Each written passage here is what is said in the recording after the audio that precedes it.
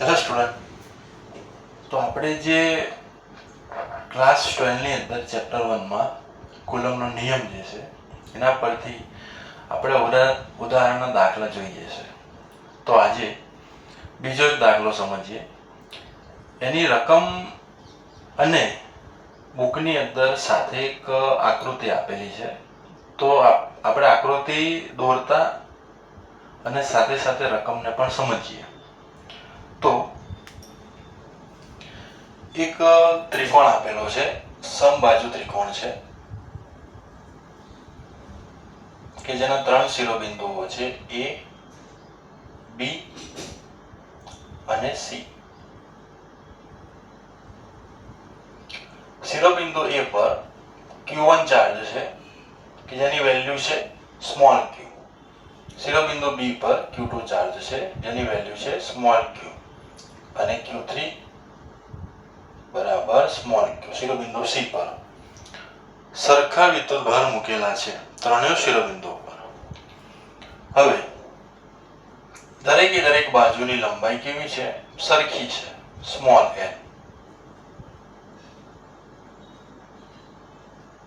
લંબાઈ આપણને સરખી આપી છે. અહીંયા ત્રિકોણ છે, સમબાજુ ત્રિકોણ.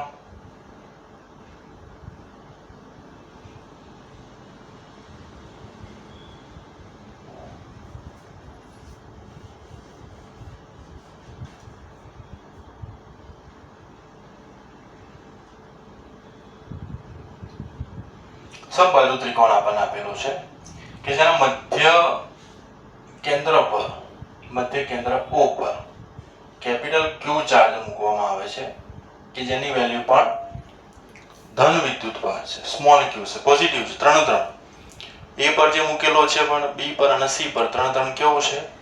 ધન વિદ્યુતભાર છે. અને મધ્ય કેન્દ્ર પર પણ કેપિટલ Q જે મૂકેલો છે વિદ્યુતભાર એ પણ કેવો હશે? ધન હશે. હવે સમબાજુ ત્રિકોણ છે એટલા માટે ખૂણો A બરાબર ખૂણો B બરાબર ખૂણો C બરાબર થશે 60 ડિગ્રી. એંગલ હશે કેટલું? 60 ડિગ્રી જેટલો એંગલ હશે.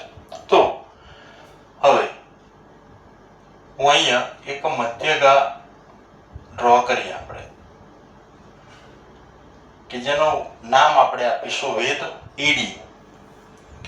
એટલે કે ખૂણા A ને સરખા ભાગે શું કર્યો છે? વહેંચી દઈએ છે. બે સરખા ભાગ કર્યા. તો જો ટોટલ એંગલ 60 હશે તો આટલો એંગલ કેટલું થશે? 30 ડિગ્રી જેટલું થશે. એવી રીતે અહીંયા પણ ખૂણા B ને પણ તમે સરખા ભાગ કરો અને એ જ રીતે ખૂણા C ને પણ સરખા બે ભાગ કરો. તો એંગલ કેટલું થઈ જાય? અહીંયા આટલો એંગલ 30 ડિગ્રી, અહીંયા આટલું પણ 30. સરખા ભાગે વહેંચશે 30 અને 30. આ બાજુ પણ 30 અને 30, અહીંયા પણ 30 અને 30. ઓકે. હવે આપણે આકૃતિની મદદથી એવું કહે છે કે A દ્વારા મધ્ય કેન્દ્ર O પર જે આપણે વિદ્યુતભાર મૂકેલો છે તે એના પર લાગતું કુલંબીય બળ શોધવાનું છે. A દ્વારા લાગતું કેપિટલ Q પર, B દ્વારા લાગતું કેપિટલ Q અને C દ્વારા લાગતું પણ કેપિટલ Q. એટલે કે પરિણામી બળ શોધવાનું છે. ત્રણ ફોર્સ લગાવશે. કેવું ફોર્સ લગાવશે? રિપલ્શન ફોર્સ લાગશે, અપાકર્ષણ. બંને કેવા છે? સરખા છે. એટલા માટે શું કરશે? એકબીજાને દૂર ધકેલશે. તો જુઓ બીજી એક ફિગર ડ્રો કરીએ. શિરોબિંદુ B પર જે વિદ્યુતભાર રહેલો છે તેના દ્વારા મધ્ય કેન્દ્ર O પર જે વિદ્યુતભાર જે છે એના પર આ રીતે ફોર્સ લાગશે, આ ડિરેક્શનમાં. એને અપોઝ કરશે. F નું નામ આપી દઈએ ફોર્સ F. હવે શિરોબિંદુ C પર જે વિદ્યુતભાર રહેલો છે તે Q વિદ્યુતભારને F3 જેટલો ફોર્સ લગાડશે, અપાકર્ષણ લાગશે. ઓકે.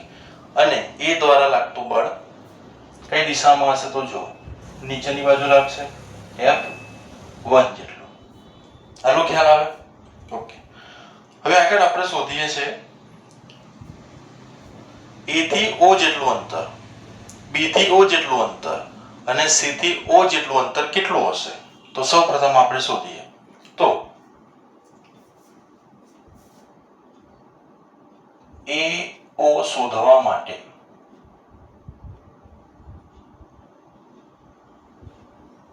સૌપ્રથમ આપણે શું કરીશું? તો જો એક ત્રિકોણ લઈએ છે, કાટકોણ ત્રિકોણ, કે જે આ રીતે છે. A, D અને B. શિરોબિંદુ A ને વેધ AD દ્વારા 30 એંગલે સરખે ભાગે અને કટ કરવામાં આવશે અને AD બરાબર થશે 90 ડિગ્રી. થોડુંક ધીરે ધીરે, થોડુંક સ્લોલી આપણે સમજીએ છીએ, બરાબર? એકદમ ડિટેલમાં બધી વસ્તુ સમજી લઈએ. વિડીયોની લેન્થ લાંબી થઈ જાય તો કોઈ ચિંતા નહીં. ઓકે, હવે મારે શોધવું છે AO, તો એની પહેલા મારે શોધવું પડશે AD. AD મારે શોધવું છે. તો કેવી રીતે શોધાશે? તો જુઓ, આપણે અહીંયા લઈએ છીએ એંગલ cos 30. cos 30 બરાબર શું થશે? જે બાજુ ડિગ્રી એંગલ હશે એની નજીકમાં આપણે cos સમજીએ અને એની સામે sin θ. આ બાજુ cos θ હશે, અહીંયા sin θ હશે. તો cos θ બરાબર શું થશે? AD ભાગ્યા AB. ખ્યાલ આવે? cos θ બરાબર AD ભાગ્યા AB. AB ની વેલ્યુ આપણને આપેલી છે, અહીંયા એક લેન્થ આપી છે. કેટલી લેન્થ છે? L. તો અહીંયા આપણે શોધીએ પહેલા AD બરાબર AB cos 30. cos 30 ની વેલ્યુ શું થશે? √3/2. AD બરાબર L into √3/2 થશે. આ આપણને મળે છે AD. હવે જુઓ બીજો એક ભાગ. હવે આપણે શોધીએ છીએ AO. આપણે શોધવું છે, મેઇન ટાર્ગેટ એ છે. તો ત્રિકોણના ગુણધર્મ પ્રમાણે મુજબ વેધ AD એ શિરોબિંદુ A ને મધ્ય કેન્દ્ર O થી 2/1 ભાગમાં 2/1 ભાગ કરે. એનો મતલબ શું થયો? ટોટલ ભાગ 3 છે, એમાંથી 2 ભાગ AO જેટલો થશે. એનો મતલબ આ થયો. ત્રિકોણનો નિયમ આ કહે છે. તો અહીંયા આપણે એવું લખાશે કે AO બરાબર 3 અને AD વેધને મધ્યગા છે, અહીંયા વેધ છે AD. અહીંયા લખીશું 2/3 AD. તો આપણને મળશે AO બરાબર 2/3 ઇન્ટુ AD ની આપણી પાસે વેલ્યુ છે L √3 ડિવાઇડેડ બાય 2. 2 અને 2 થઈ જશે કેન્સલ અહીંયા. તો જુઓ 2 and 2 કેન્સલ. √3 છે, અહીંયા પણ શું થશે? √3 into √3 એટલે 3 થાય. તો નીચે એક √3 અહીંયા રહેશે, L/√3. તો આપણને મળશે AO બરાબર L/√3. તો AO બરાબર BO બરાબર CO બરાબર થશે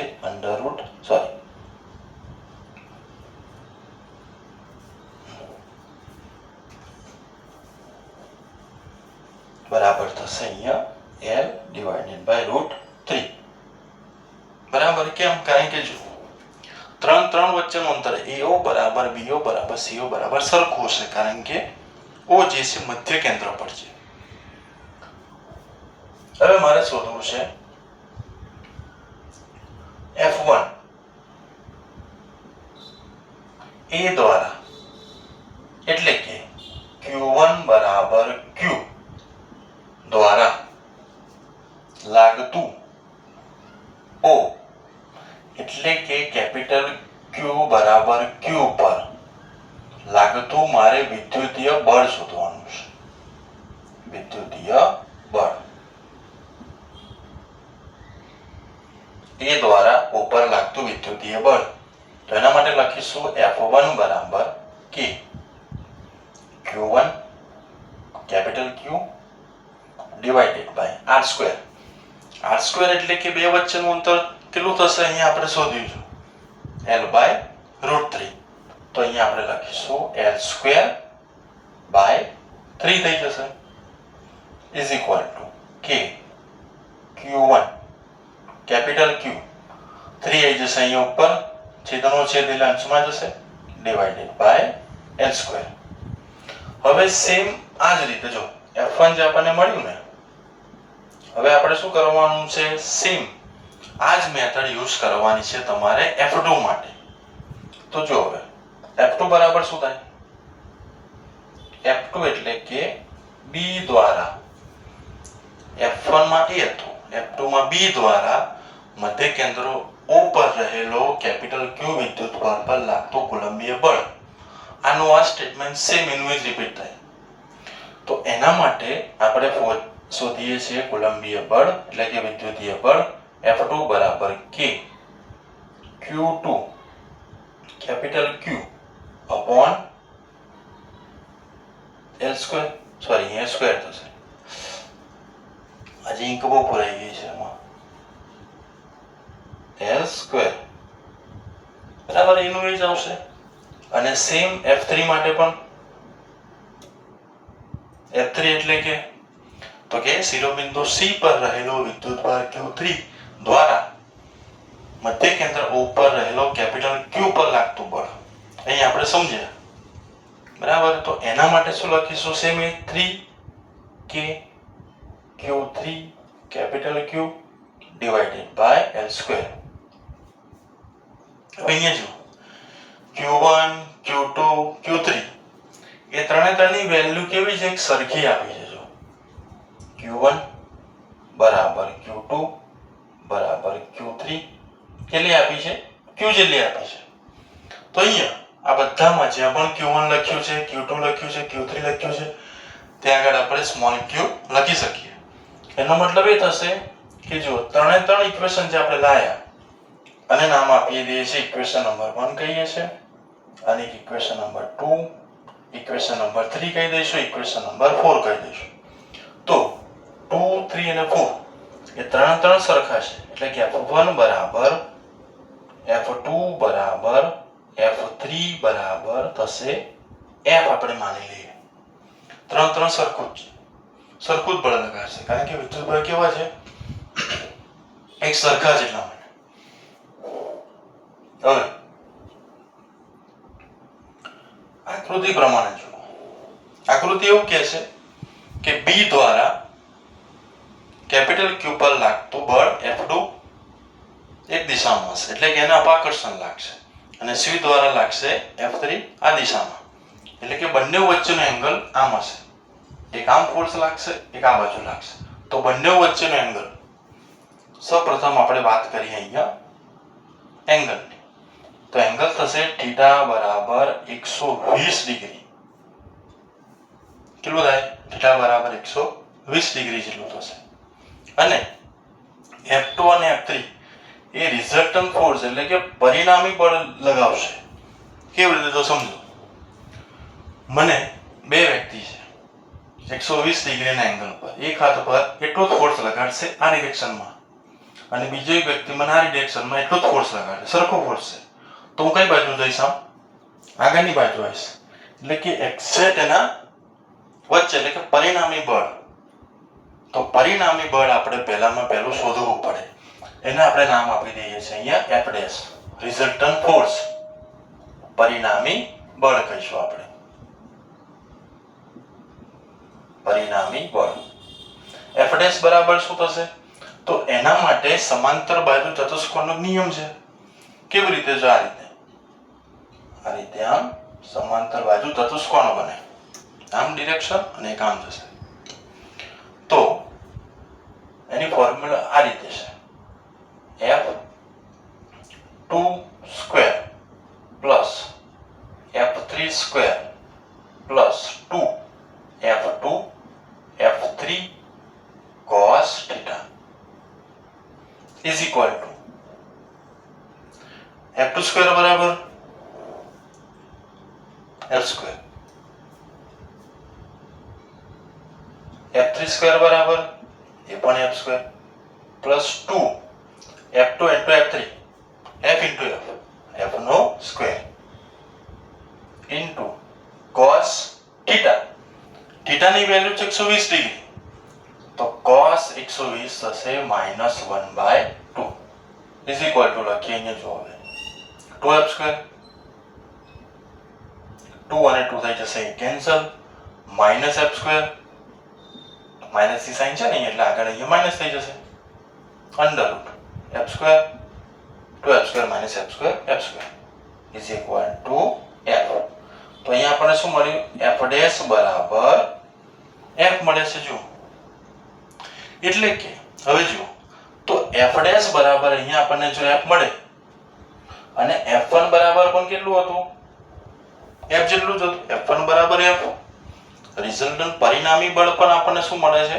F જેટલું જ મળે છે, એટલે કે પરિણામી બળ ઉપરની દિશામાં લાગશે, એટલું જ બળ શિરોબિંદુ A પર રહેલો Q1 જેટલો ચાર્જ કેપિટલ Q પર કઈ દિશામાં લગાવશે? નીચેની બાજુ લગાવશે, એટલું જ બળ જેટલું ઉપર લાગશે એટલું જ નીચે લાગશે. એનો મતલબ શું થશે કે બંને સરખું બળ લગાડે છે પણ વિરુદ્ધ દિશામાં લગાડે છે.